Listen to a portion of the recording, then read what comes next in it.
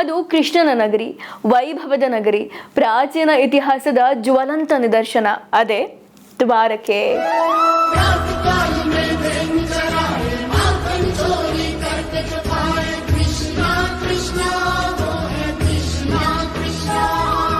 ಇಂತಹ ದ್ವಾರಕೆ ಸಮುದ್ರದ ಒಳಗಿದೆ. ದ್ವಾರಕೆಯ ಯಾವ ಕಥೆಗಳು ಸುಳ್ಳಲ್ಲ.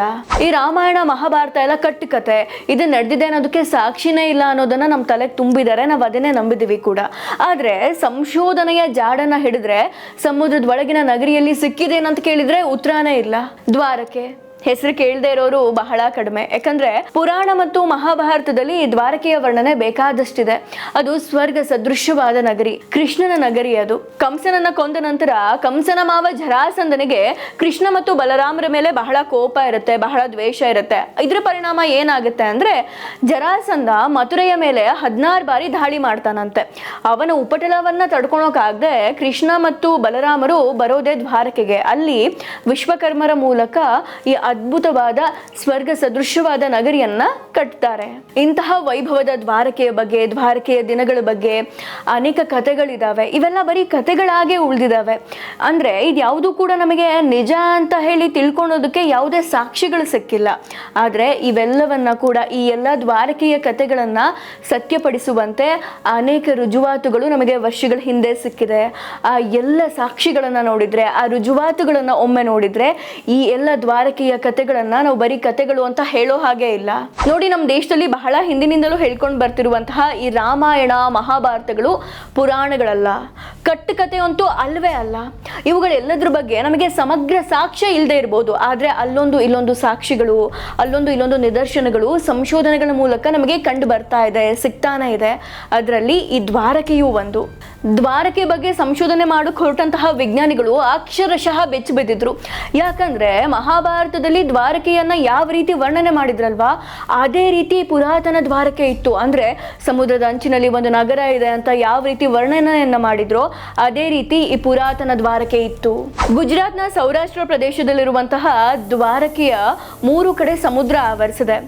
ಸಮುದ್ರದ ಅಂಚಿನಲ್ಲಿ ಅತ್ಯಾಧುನಿಕ ದ್ವಾರಕೆ ಬೆಳೆದಿದೆ. ಆ ಒಂದು ದ್ವಾರಕೆಯ ಸ್ಥಳದಲ್ಲೇ ಒಂದು ಪ್ರಸಿದ್ಧವಾದಂತಹ ಕೃಷ್ಣನ ದೇವಾಲಯ ಇದೆ. ಆ ಕೃಷ್ಣನ ದೇವಾಲಯದ ಎದುರಿಗಿರುವಂತಹ ಒಂದು ಕಟ್ಟಡವನ್ನ ಕೆಡವಿದಾಗ ವಿಜ್ಞಾನಿಗಳಿಗೆ ಅಚ್ಚರಿಯೇ ಕಾದಿತ್ತು. ಆ ಕಟ್ಟಡವನ್ನ ಯಾವಾಗ ನೆಲಸಮವನ್ನ ಮಾಡ್ತಾರೆ ಆಗ ದೇಗುಲದ ಐತಿಹ್ಯ ಬಿಚ್ಚುತ್ತಾ ಹೋಗುತ್ತೆ. ಅಂದ್ರೆ ಭೂಮಿ ಆಳಕ್ಕೆ ಆಗಿದಷ್ಟು ದೇಗುಲಗಳ ಮೇಲೆ ದೇಗುಲವನ್ನ ನಿರ್ಮಾಣ ಮಾಡಿದ್ದು ಬೆಳಕಿಗೆ ಬರುತ್ತೆ. ಆ ಒಂದು ಕೃಷ್ಣನ ದೇಗುಲವನ್ನೇ ಒಂದು ಕೇಂದ್ರವನ್ನಾಗಿಟ್ಕೊಂಡು ಸುಮಾರು 2 ಕಿಲೋಮೀಟರ್ ವ್ಯಾಪ್ತಿಯಲ್ಲಿ 1980ರಲ್ಲಿ ಒಂದು ಉತ್ಖನನವನ್ನ ಮಾಡ್ತಾರೆ.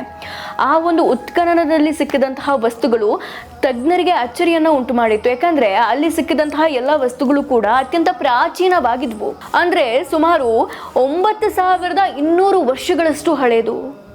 ಅಲ್ಲಿಗೆ ತಜ್ಞರು ಸುಮ್ಮನೆ ಆಗ್ಲಿಲ್ಲ, ಅವರು ಮತ್ತೆ ಪುರಾಣವನ್ನ ಓದಿದ್ರು, ಎಲ್ಲ ಒಂದು ದ್ವಾರಕೆಯ ಸಮಗ್ರ ಚಿತ್ರಣವನ್ನ ಗಮನಿಸಿದ್ರು. ಇದ್ರ ಪರಿಣಾಮ ಏನಾಯ್ತು ಗೊತ್ತಾ? ತಜ್ಞರು ಸಮುದ್ರದ ಆಳಕ್ಕೆ ಇಳಿಯುವಂತಹ ಯೋಜನೆಯನ್ನ ಮಾಡಿದ್ರು.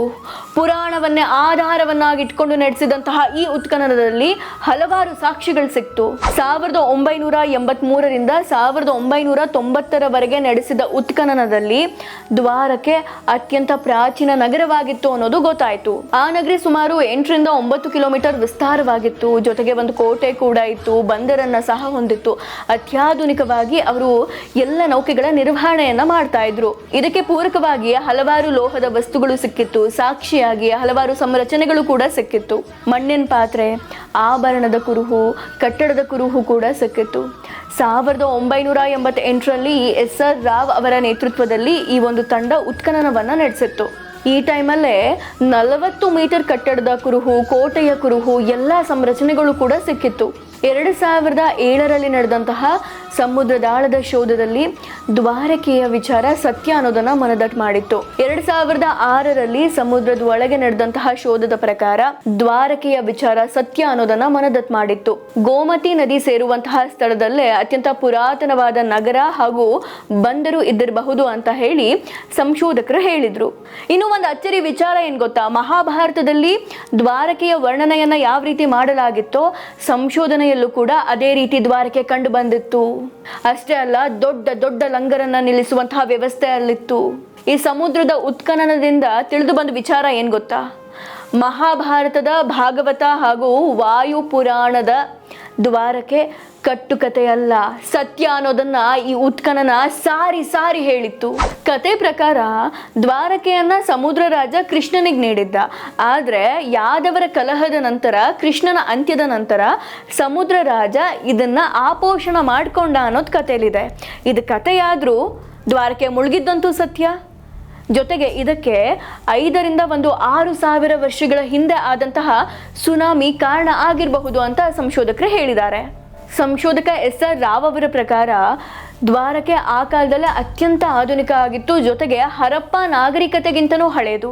ಕೃಷ್ಣನ ದ್ವಾರಕೆ ಎಂದು ಹೇಳಲಾಗ್ತಿರುವಂತಹ ಪ್ರದೇಶ ಇಂದಿಗೂ ಕೂಡ ಸಮುದ್ರದ ಆಳದಲ್ಲಿ 9 ಕಿಲೋಮೀಟರ್ ದೂರ, 2ರಿಂದ 3 ಕಿಲೋಮೀಟರ್ ಆಳದಲ್ಲಿದೆ. ಇಂತಹ ದ್ವಾರಕೆಯ ಶೋಧನೆ ಮತ್ತಷ್ಟು ಆಗಬೇಕು. ದ್ವಾರಕೆ ಕತೆ ಕೇಳಿದ್ರಲ್ವಾ?